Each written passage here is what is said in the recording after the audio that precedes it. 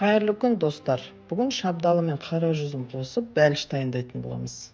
Әуелі дайын қатпарлы қамырды жайып дайындап алып, жан-жағына шабдалыны жұқалап кесіп қойып шығамыз.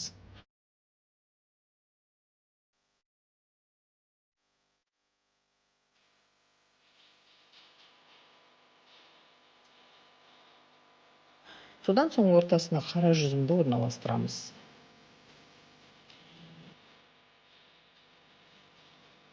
Бетінен қант ұнтағын себеміз.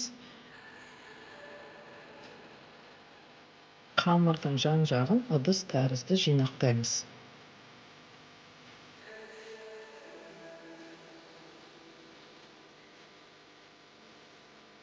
Пешке арналған ыдысқа пергамент қағазын төсеп дайындап алған бәлішімізді бетіне саламыз.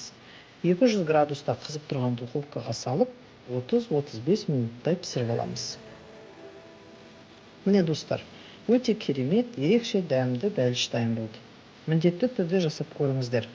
Видеоны аяғына дейін көргендеріңізге рахмет. Каналыма жазып лайк қоюды, комментарий жазуды ұмытпаңыздар.